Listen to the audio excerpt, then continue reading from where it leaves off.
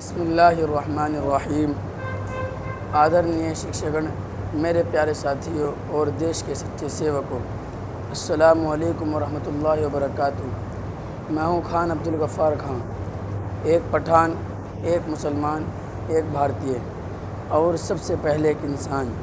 میں اس سرحد سے آیا ہوں جہاں سے بھارت شروع ہوتا ہے نہ کہ ختم، جہاں کے لوگ تلوار اور بندوق سے پہچانے جاتے تھے، پر میں نے انہیں قرآن کی شانتی، گاندھی جی کی اہنسا اور شکشا کے اجالے سے روشن کیا۔ سوتنترتا کیول دھرتی سے انگریز ہٹانا نہیں ہے، سوتنترتا کیول راج نہیں، وچاروں کی آزادی ہے۔ یدی ہم اپنی سوچ کو، اپنے من کو اور اپنے سماج کو نہیں بدل سکے تو انگریز جائیں یا رہیں، ہم اندر سے غلام ہی رہیں گے۔ اس لیے میں نے ہتھیار نہیں اٹھائے، میں نے قلم اٹھائی، میں نے جہاد کیا، لیکن تلوار سے نہیں، نفرت، اگیان اور ہنسا کے خلاف۔ لوگ کہتے تھے پٹھان اور اہنسا یہ کیسے ممکن ہے؟ میں نے کہا اصلی مسلمان وہی ہے جو سب سے پہلے انسان ہو، اور اسلام کا مطلب ہی ہے سلامتی، امن اور رحمت۔ میں نے خدائی خدمتگار نام سے ایک آندولن شروع کیا۔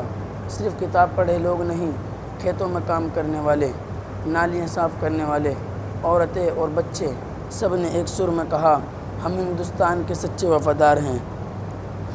میرے بھائیوں اور بہنوں، جب بھارت آزادی کی لڑائی لڑ رہا تھا، میں نے مسلمانوں سے کہا یہ زمین تمہاری بھی اتنی ہی ہے جتنی ہندوؤں کی، تم اس مٹی میں جنمے ہو، یہی تمہاری پہچان ہے۔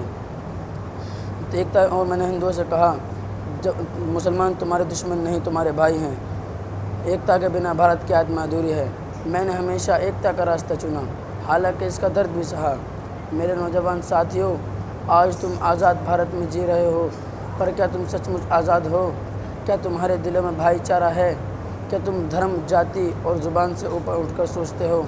اگر نہیں تو سنگھرش ابھی باقی ہے۔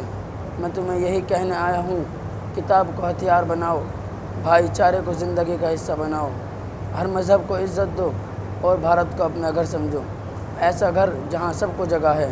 انت میں بس یہی دعا ہے، اے میرے وطن تو 1000 سال جیے اور ہر دل میں بس ایک انعام رہے، ہندوستان زندہ باد۔ دھنیہ واد، جے ہند۔ بسم اللہ الرحمن الرحیم۔ عنوان زنجیروں میں لپٹی آزادی، علماء کی عظیم قربانیاں۔ السلام علیکم ورحمۃ اللہ وبرکاتہ۔ الحمدللہ نحمدہ ونستعینہ ونصلی علی رسولہ الکریم۔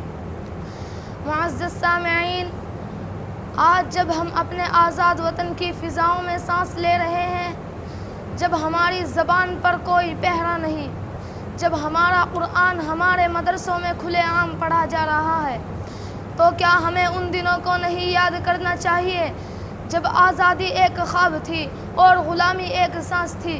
میں کون ہوں؟ میں مولانا محمود حسن، دارالعلوم دیوبند کا پہلا طالب علم، پہلا معلم، پہلا خطیب، پہلا سپاہی اور شاید پہلا ایسا قیدی جس نے قرآن کی تفسیر قید میں لکھی اور وطن کی محبت کو ایمان کی طرح جیا۔ لوگ مدرسے کو صرف تعلیم کا مرکز سمجھتے ہیں، لیکن میں نے اسے تحریک کا مرکز بنایا۔ یہاں صرف نحو صرف نہیں پڑھایا جاتا تھا، بلکہ غلامی کے خلاف فتویٰ بھی لکھا جاتا تھا۔ یہاں فقہ کی بحثوں کے ساتھ ساتھ آزادی کے نقشے بھی تیار کیے جاتے تھے۔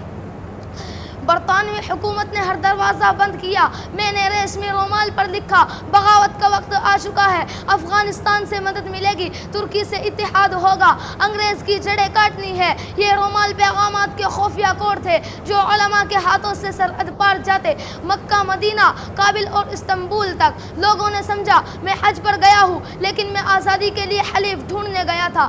میں مکہ مکرمہ میں شریف مکہ کے ساتھ ایک انقلابی معاہدہ کرنے والا تھا کہ انگریزوں نے میری نقل و حرکت کو بھانپ لیا اور مجھے اور میرے رفقا کو گرفتار کر کے جزیرہ مالٹا کی قید میں پھینک دیا۔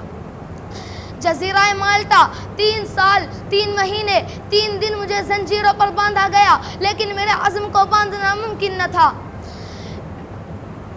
میرے ہاتھوں سے قلم چھینا گیا تو میں نے دل سے لکھنا شروع کیا، میرے منہ سے اذان چھینی گئی تو میں نے اپنے آنسوؤں سے اللہ کو پکارا۔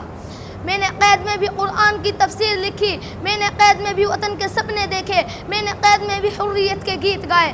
میں عورتوں سے کہنا چاہتا ہوں، اے بیٹیوں، اگر تمہیں آزادی چاہیے تو اپنے بچوں کو دودھ کے ساتھ غیرت، علم اور قربانی بھی پلاؤ۔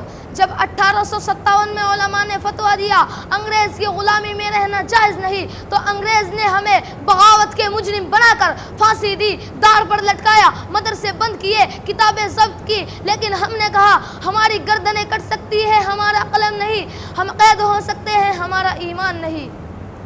میں نے کہا وطن کی محبت ایمان کا حصہ ہے۔ کوئی سیاسی نعرہ نہ تھا، یہ ایک روحانی اعلان تھا۔ جب دین ہمیں عزت سکھاتا ہے تو غلامی ہمیں ذلت دیتی ہے، جب دین ہمیں صبر سکھاتا ہے تو وطن ہمیں غیرت دیتا ہے۔ میرے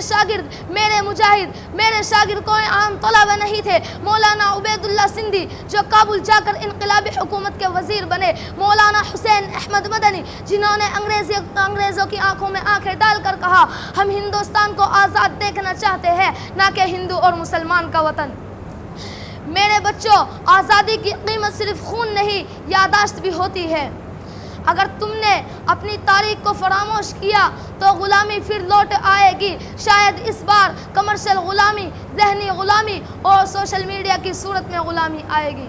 السلام علیکم ورحمۃ اللہ وبرکاتہ۔ ہندوستان زندہ باد۔